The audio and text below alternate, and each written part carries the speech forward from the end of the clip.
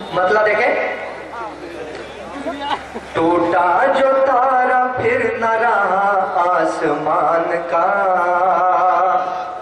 आसमान का।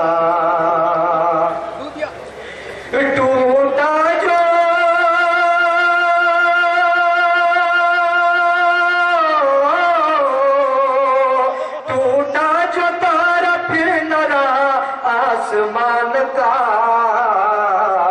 शजरा उठाए फिरता है तू खानदान का, तू खानदान का। शजरा उठाए फिरता है तू खानदान का, तू खानदान का। और ये शेर बतौर खास का साल ये खड़ा है जो रस्ते के मोड़ पर, रस्ते के मोड़ पर।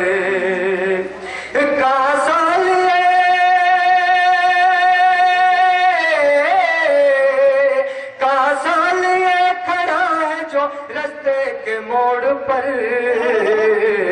ये आदमी कभी था बड़ी आन बान का, बड़ी आन बान का। ये आदमी कभी था बड़ी आन बान का। और ये शेर जो हासिल गजल है मैं आपकी खिदमत में हाजिर करता हूँ। तवज्जो के साथ बस दो शेर आपको सुनाऊंगा कि बूढ़ा तो हो गया है जरूरत जवान है, जरूरत जवान है। बूढ़ा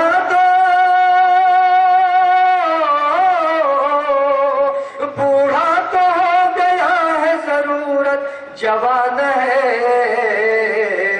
होता नहीं है उस पे असर यूं थकान का, यूं थकान का।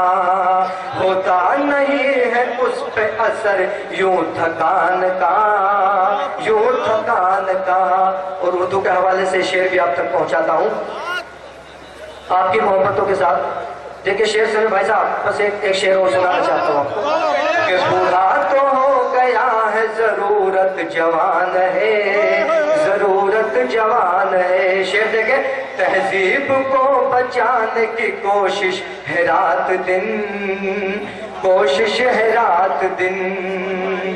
तहजीब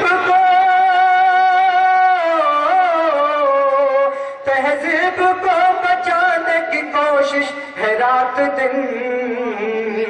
खादिमों में भी छोटा सा उर्दू जबान का, उर्दू जबान का। आखिरी शेर, तू मेरा जिक्र ना कर ये और बात है, ये और बात है। तू मेरा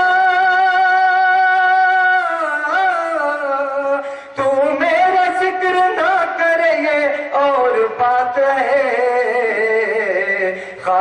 मैं भी हूँ एक हिस्सा तेरी दास्तान का, तेरी।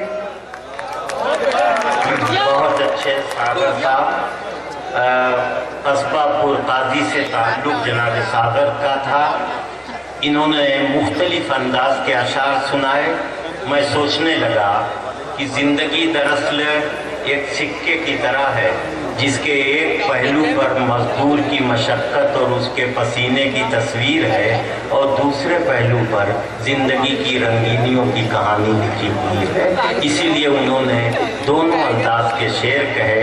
जब मैं मजदूर के पसीने की और मजदूर के दस्तबाजू की मशक्क़त की गुफ्तगू उनसे सुन रहा था, पहले जो अशार उन्होंने सुनाए, तो मैं उनकी ज़िंदगी की संजीदगी पर गौर कर रहा था और दूसरे अशार में वो वहाँ आ गए जहाँ मैं ये सोचने पर मजबूर हुआ कि यही नहीं कि ज़माने का ढब दिखाई दे, यही नहीं कि ज़माने का ढब दिखाई दे, गज़ल तो वो है कि अंदर का सब दिखाई दे। ये सूरत हाल थी कि वो अपने को बचा नहीं पाए, चाल चलन का सबूत दे गए। दोस्तों,